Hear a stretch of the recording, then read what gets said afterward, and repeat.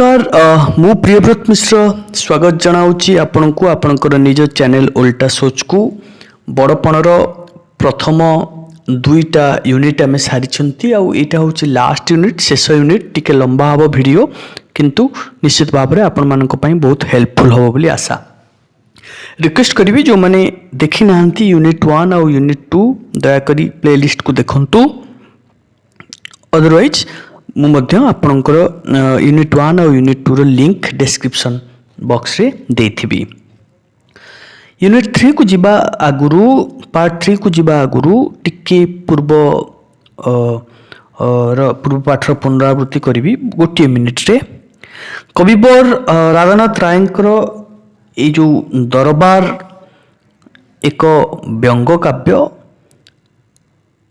ये काव्यटी एक दरबार एक व्यंग काव्य उक्त काव्य ही बड़पण कविताटी आसी कवि प्रथमे पूर्वपुरुषंकर शौर्य वीर्य और वीरत्व विषय सूचना देइचंती। प्राचीन काल रे राजा माने तांको राज्य को गोटे परिवार बोली मनुथले बोली कवि कहिचंती। से माने बहुत उदार थिले परम उदार थिले। से राजा मानकर ओरसुरु जात होई हाजिर राजा माने श्वान बा कुकुर परी आचरण करुछंती। से माने सामान्य जलधरा परी निम्नगामी हो जाइछंती। से मानकर गंता घर सर्वस्व होई पड़िछि। विदेशी सहित सुसंपर्क रक्षा करी गरीब माननकु विभिन्न आळ देखाई से माने भयभीत कराउछंती। दुखी रकींकर तंत्री चिपी शोषण करी से विदेशी माननकु कुकुड़ा अंडा खुआउछंती। निजर माल खाना को धन रे पूरण करबा पई सबले व्यस्त होई पड़िछंती। किंतु देखिबा एथिरे कवि ई पार्ट 3 हम देखिबा कवि किभली भाव रे समाज को आह्वान दे कहउछंती। कोन कहउछंती ए अप्रिय सत्य छल को न धरी निज श्रेय देख चिते चिंता धरी भग्न घटू आहा सलील जेसन सरी जाऊअछि आयु प्रतिक्षण। कुछ ये जो अप्रिय सत्य को सत्य छल को न धरी निज श्रेय देख चिते चिंता करी कुछ समय आसी जाइछि जेते बेले आपण माने ये अप्रिय कथा मु जो कहूची ये जो अप्रिय सत्य गुड़िक मु कहिछि याकु छल को न धरी निज श्रेय देख चिते चिंता करी टिके चिंता करिवार समय आसीछि। निज श्रेय देख निज चिंता कर कौन कहते ने भग्न घटू आहा सलील चेसन सरी जाऊअछि आयु प्रतिक्षण। भग्न घटू भंगा माठियारे पानी रखिले जिभली भावरे ताहा बही जाए से भली भावरे मनुष्यर निजर आयु धीरे धीरे सरी जाऊअछि। टिके चिंता करी देख तमे जो छलना करुछ जो क्रूर व्यवहार करुछ जो जातना शोषण करुछ टिके तो बुझ कि तमर समय बहुत कम। गोटे भंगा माठियारे जेमती जदि आपण पानी रखुचंती जल रखुचंती से अल्प समय पर जेमती सरी जाए से भली भावरे तम मानकर आयु मध्य बहुत क्षीण जल्दी जल्दी जल्दी जल्दी तुमर आयु धीरे धीरे सरी जाउअछि। बड़ क्रूर काल बड़ अविश्वासी हाबुड़ी जीव से आचंबिते आसी। काल होची मृत्यु क्रूर तो आपण माने जानिछंती अत्यंत निर्दयी। कौन कहते कवि बड़ क्रूर काल बड़ अविश्वासी हाबुड़ी जीव से आचंबित आसी। ए काल भारी क्रूर भारी अविश्वासी अटे। से काहाकू परवाना न दे हठात किनी आसी पहुँच जाए। तुम के भावन जे तुमको कहबो काल केबे जे तुम मृत्यु एते बेले एते समय हबो नाही हठात किनी कोठी आसिकी बाटरे घाटरे असमय आसिकी हाबुड़ी जीव। दूरवर्ती जानी काल को जे हसे हसी से ता पछे आसी लुचि बसे। ଯେଉଁ ବ୍ୟକ୍ତି କାଳକୁ ଦୂରବର୍ତ୍ତୀ ଭାବେ ଯେ ମୋ ମୃତ୍ୟୁ ବହୁତ ଦିନ ବାକି ଅଛି, ଦୂରବର୍ତ୍ତୀ ଟାଣି କାଳକୁ ଅନାଇ ଯେ ହସେ, କାଳ ଆସି କ'ଣ କରେ ନା ତା ପଛପଟେ ଲୁଚିକରି ବସିଥାଏ। କେଉଁ ମୁହୂର୍ତ୍ତରେ କାଳ ଆସିକି ତାକୁ ହାପୁଡ଼ିଯାଏ। ନୀତି ବେଳେ ବୁଝି ଛାମୁରେ ହାଜର, ହେବା ବିଧି ତାକୁ ନାହିଁଟି ଗୋଚର। ନୀତି ବେଳେ, କାଳକୁ ନୀତି ବେଳ ସବୁ ଜଣା ଥାଏ, ତାକୁ ତାର ବିଧି ତାକୁ ମଧ୍ୟ ଭଲ ଭାବରେ ଜଣା ଥାଏ, କିନ୍ତୁ କାଳ ନୀରବରେ ଆସିଯାଇଥାଏ। ନୀତି ବେଳେ ବୁଝି ଛାମୁରେ ହାଜର, ହେବା ବିଧି ତାକୁ ନାହିଁଟି ଗୋଚର। କାଳକୁ ସିଏ ତାର ଠିକ ସମୟରେ ଆସିକି ଭାଇ ହାଜର ହେଇଯିବ। କାଳ ମୃତ୍ୟୁ ତମକୁ କୌଣସି ବି ମୁହୂର୍ତ୍ତରେ ଆସିକି ହାଜର ହେଇଯାଇପାରେ। କେତେ ଦିନ ଖେଳୁଥିବ ଏହି ଖେଳ, ପାଖେଇ ଆସୁଛି ସେ ଅନ୍ତିମ ବେଳ। ଆରେ ଭାଇ କେତେ ଦିନ ଏ ଧର୍ମ ଅଧର୍ମ ଏ ଖେଳ ଖେଳୁଥିବ ତମେ ଏ ସଂସାର ରୂପକ ଜାଲରେ, ଆଉ କେତେ ଦିନ ଏ ଖେଳ ଖେଳୁଥିବ। ପାଖେଇ ଆସୁଛି ଯେ ଅନ୍ତିମ ବେଳ, ତମର ଶେଷ ସମୟ ବହୁତ ଜଲ୍ଦି ପଳେଇ ଆସୁଛି। ବୁଝିଯାଅ ଯେ ତମର ୟୋର ଟାଇମ୍ ଇଜ୍ ଲିମିଟେଡ୍। ଆପଣ ବହୁତ କମ୍ ସମୟ ନେଇ ଆସିଛନ୍ତି। ପ୍ରତି କ୍ଷଣ ଆପଣ ଆପଣଙ୍କ କାଳ ଆଡ଼କୁ ଗତି କରୁଛନ୍ତି। କେଉଁ ମୁହୂର୍ତ୍ତରେ କାଳ ଆସିକି ନେଇଯାଇପାରେ, କେଉଁ ମୁହୂର୍ତ୍ତରେ ଯମ ଆସି ନେଇଯାଇପାରେ। ଆସୁଛି ନୀରବେ ସେହୁ ପ୍ରତିକ୍ଷଣେ, ନିତ୍ୟଗାମୀ ରଥ ଚକ୍ର ଆବର୍ତ୍ତନେ। ନିତ୍ୟଗାମୀ ରଥ କାଳ କ'ଣ କରିଥାଏ ନା ନୀରବରେ ପ୍ରତିକ୍ଷଣରେ ଆସିଥାଏ। ସବୁ ମୁହୂର୍ତ୍ତରେ ସେ ତୁମକୁ ଆସ୍ତେ ଆସ୍ତେ ବଶୀଭୂତ କରିବା ପାଇଁ ଆସିଗଲାଣି। ନିତ୍ୟଗାମୀ ରଥ କ୍ରୋର ଆବର୍ତ୍ତନରେ ସେ ସଦା ସର୍ବଦା ଧାଇଁ ଚାଲିଥାଏ। ଭାଇ କାଳ ସବୁବେଳେ ଚାଲି ଆସିଛି, କାଳ ମାଡ଼ି ଆସୁଛି। ଆୟୁ ସୂର୍ଯ୍ୟ ଯାଏ ତଳେ ଯେତେ ଗଡ଼ି, ତୁମ୍ଭ ମାୟା ଯାଏ ଛାୟା ପରି ପଡ଼ି। ମାୟା ଚେର ତଳେ ଭେଦିକି ଯେତିକି, ଅନ୍ତକ ରଗଡ଼େ ଝିଙ୍କିବ ତେତିକି। ଅନ୍ତକ ମାନେ ଯମ। ଆୟୁ ସୂର୍ଯ୍ୟ ଯାଏ ତଳେ ଯେତେ ଗଡ଼ି, ତୁମ୍ଭ ମାୟା ଯାଏ ଛାୟା ପରି ବଡ଼ି। ତେଣୁ ସଂସାର ରୂପକ ମାୟା ଜାଲରେ ନ ପଡ଼ି କବି କ'ଣ କହୁଛନ୍ତି ଯେ ଆୟୁ ସୂର୍ଯ୍ୟ ଯାଏ ତଳେ ଯେତେ ଗଡ଼ି, ମାନେ ଯେମିତି ଆୟୁ ରୂପକ ସୂର୍ଯ୍ୟ ଯେମିତି ଆସ୍ତେ ଆସ୍ତେ ଅସ୍ତ ହେଉଛି, ଯେତେ ତଳୁ ତଳ ଯାଉଛି, ଯେତେ ତମ ପାଖକୁ ଆସୁଛି, ତୁମ୍ଭ ମାୟା ଯାଏ ଛାୟା ପରି ବଢ଼ି। ଏଠି ଆୟୁକୁ ସୂର୍ଯ୍ୟ ସହିତ ତୁଳନା କରିଛନ୍ତି, ମାୟାକୁ ଛାୟା ପରି ବଢ଼ି। ସୂର୍ଯ୍ୟ ଯେତିକି ଅସ୍ତ ହେଇ ଆସୁଛନ୍ତି, ତମର ଛାଇ ସେତିକି ରାତି ସେତିକି ବଢ଼ି ଯାଉଛି। ଦ୍ୟାଟ୍ ମିନ୍ସ ସମୟ ତମର ଯେତିକି କମି ଆସୁଛି, ମନୁଷ୍ୟ ମୃତ୍ୟୁ ସମୟ ଯେତିକି ନିକଟବର୍ତ୍ତୀ ହୁଏ, ତାର ସଂସାର ପ୍ରତି ଲୋଭ ଓ ଆସକ୍ତି ଆହୁରି ବଢ଼ିଥାଏ। ମାୟା ଚେର ତଳେ ଭେଦିକି ଯେତିକି, ଅନ୍ତକ ରଗଡ଼େ ଝିଙ୍କିବ ତେତିକି। ଯେମିତି ଗୋଟେ ଗଛର ଚେର ଯେତେ ତଳକୁ ଭେଦିଥିବ, ତାକୁ ଉପାଡ଼ିବା ପାଇଁ ସେତେ ଜୋରରେ ଟାଣିବାକୁ ପଡ଼େ, ସେମିତି ତମର ଏ ମନୁଷ୍ୟର ମାୟା ରୂପକ ଚେର ଯେତିକି ତଳକୁ ଭେଦି ଯାଇଥିବ, ଯମ ସମକୁ ନେଲା ବେଳେ ସେତିକି ଜୋରରେ ଝିଙ୍କିବ, ବା ତୁମର ମୃତ୍ୟୁ ସେତିକି କଷ୍ଟଦାୟକ ହେବ।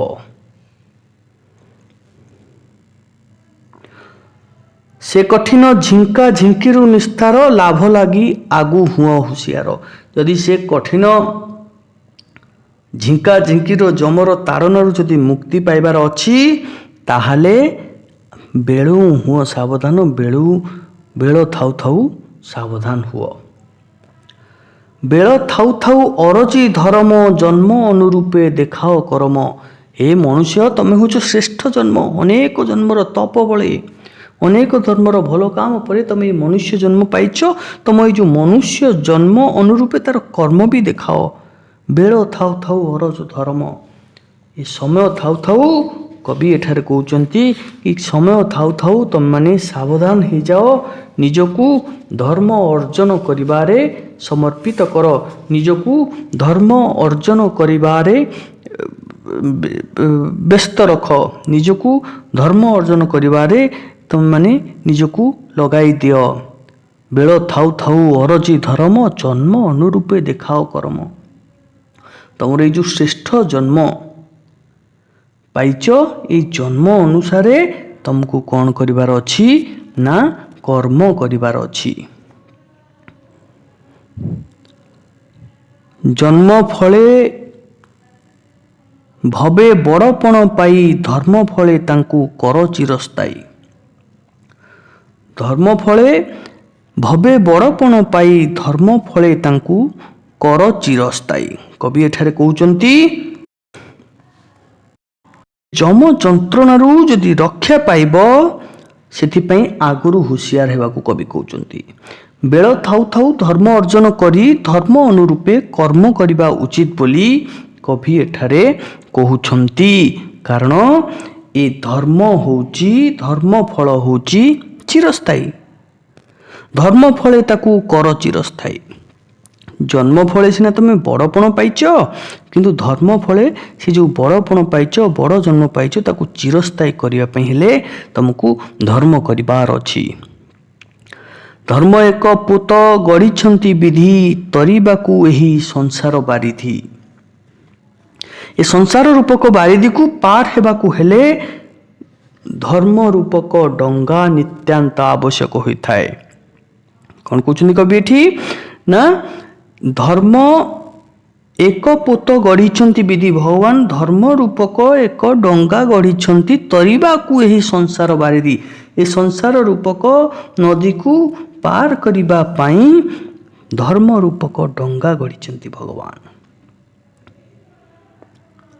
ଏହି ସଂସାର ରୂପକ ବାରିଧିକୁ ପାର ହେବାକୁ ହେଲେ ଧର୍ମ ରୂପକ ଡଙ୍ଗା ନିତ୍ୟାନ୍ତ ଆବଶ୍ୟକ ହୋଇଥାଏ। ଧର୍ମ ଏକା ସିନା ମହତ ପଣିଆ, ଆଉ ବଡ଼ପଣ ଅଢ଼େଇ ଦିନିଆ।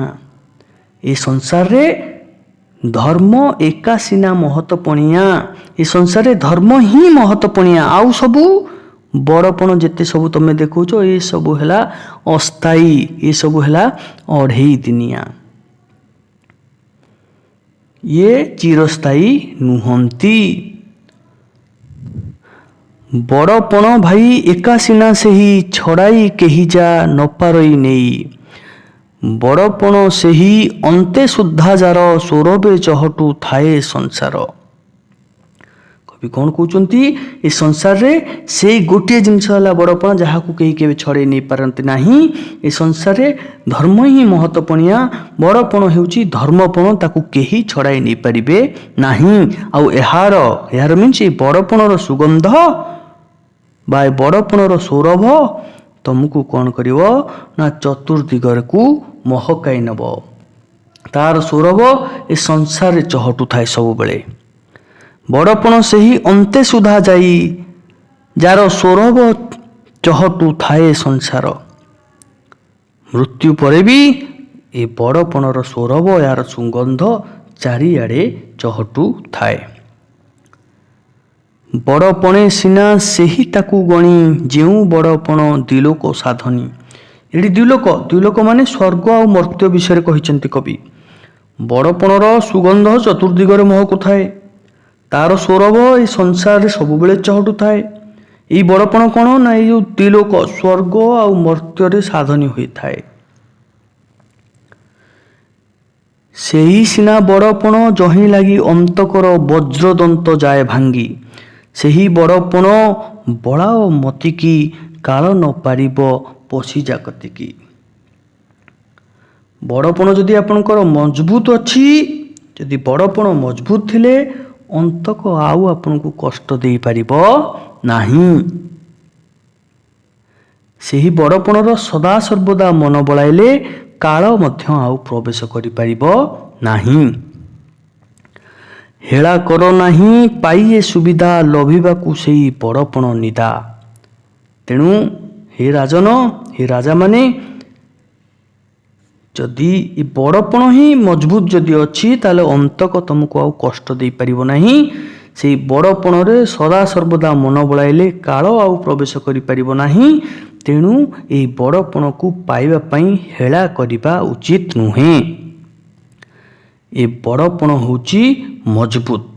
କବିଙ୍କ ଭାଷାରେ ହେଳା କର ନାହିଁ ପାଇଏ ସୁବିଧା ଲଭିବାକୁ ସେଇ ବଡ଼ପଣ ନିଦା ସଂସାରର ତୋକ ସାର ବଡ଼ପଣ ଲାଳସାରୁ ନିଅ ବାହୁଡ଼ାଇ ମନ। ଏ ସଂସାରର ସବୁଠୁ ମଜବୁତ ହେଉଛି ବଡ଼ପଣ। ସଂସାରର ତତ୍ତ୍ୱ ହେଲା ତ୍ୱକ ସାର, ଯେତେ ସଂସାର ତ୍ୱକ ସବୁଠାରୁ ସାର ହେଲା ବଡ଼ପଣ। ଆଉ ଏ ଲାଳସାରୁ ନିଜ ମନକୁ ତମେ ବାହୁଡ଼ାଇ ନିଅ, ଆଉ ଲାଳସା କର ନାହିଁ। ଧନ ଯାନ ମର୍ଯ୍ୟାଦା ଇତ୍ୟାଦି ସବୁ କ'ଣ? ଧନ ମାନ ମର୍ଯ୍ୟାଦା ଏସବୁ ଅନାସକ୍ତ। ଉଦାସୀନ ନେତ୍ରେ ଦୁନିଆର ମାନ ଦେଖି କର ମନ ଧର୍ମ ଏକତାନ। ରାଜଧର୍ମେ ଆତ୍ମତତ୍ତ୍ୱେ ଦେଇ ମତି ଉଚ୍ଚ ହୋଇ ଲଭ ଉଚ୍ଚତର ଗତି। ରାଜଧର୍ମେ ଆତ୍ମତତ୍ତ୍ୱେ ଦେଇ ମତି ଉଚ୍ଚ ହୋଇ ଲଭ ଉଚ୍ଚତର ଗତି। ଉଚ୍ଚତର, ନିଜେ ଉଚ୍ଚ ହେଲେ ତମ ଗତି ଉଚ୍ଚତର ହେବ। ତା ମାନେ ଧନମାନ ମର୍ଯ୍ୟାଦା ଇତ୍ୟାଦି ସବୁ ହେଲା କ'ଣ ନା ଅନାସକ୍ତ। ଏହା ପ୍ରତି ଆସକ୍ତ ହୁଅ ନାହିଁ। ବଡ଼ପଣ ବା ଧର୍ମପଣ ପାଇଁ ଏକାଗ୍ରତା ଆବଶ୍ୟକ। ଲୋଭ ଲାଳସା ଭୁଲି ଯାଇ କବି କ'ଣ କହୁଛନ୍ତି ନା ଲୋଭ ଲାଳସା ଭୁଲି ଆଧ୍ୟାତ୍ମିକ ଭାବନାରେ ଧାର୍ମିକ ଭାବନାରେ ନିଜ ମନକୁ ବିନିଯୋଗ କରିବା ପାଇଁ କବି କହୁଛନ୍ତି ଉଚ୍ଚ ହୋଇ ଉଚ୍ଚତର ଗତି ଲାଭ କରିବା। ନିଜେ ଉଚ୍ଚ ହେଲେ ତୁମର ଗତି ଉଚ୍ଚତର ହେବ। ଉଚ୍ଚ ହୁଅ ଏବଂ ନିଜର ଗତିକୁ ଉଚ୍ଚତର କର। ଉଚ୍ଚ ହୋଇ ଉଚ୍ଚତର ଗତି ଲାଭ କରିବା ଓ ଧର୍ମପଣକୁ ବଡ଼ପଣ ଭାବରେ ଗ୍ରହଣ କରିବା ପାଇଁ ଶେଷରେ କବି ସଂସାରକୁ ଆହ୍ୱାନ ଦେଇଛନ୍ତି। ଏଇଠି ରଖୁଛି ଆମର ବଡ଼ପଣ କବିତାକୁ ଆମେ ଏଇଠି ସମାପ୍ତ କରୁଛନ୍ତି। ଆଉ ଶେଷରେ ଏତିକି କଥା କହି ରଖୁଛି କି ଉଚ୍ଚ ହେବାକୁ ହେଲେ ମଣିଷକୁ ଆଧ୍ୟାତ୍ମିକ ଭାବନା ନିତାନ୍ତ ଆବଶ୍ୟକ। ଧର୍ମପଣକୁ ହୃତ କରିବା ପାଇଁ ଆଧ୍ୟାତ୍ମିକ ଚେତନାକୁ ଆମକୁ ପ୍ରଥମେ ଦୃଢ଼ କରିବାକୁ ହେବ। ଆଉ ସଂସାରରୁ ମୁକ୍ତି ପାଇବାର ମାଧ୍ୟମ କେବଳ ଧର୍ମପଣ। ତାହାକୁ ସଦାସର୍ବଦା ମନେ ରଖିବା ପାଇଁ ଆମକୁ ପଡ଼ିବ ବା ତାହାକୁ ସଦାସର୍ବଦା ଆମକୁ ମନେ ରଖିବାର ଅଛି। ଏଇଠି ରଖୁଛି ବଡ଼ପଣର ଶେଷ ପାର୍ଟଟି।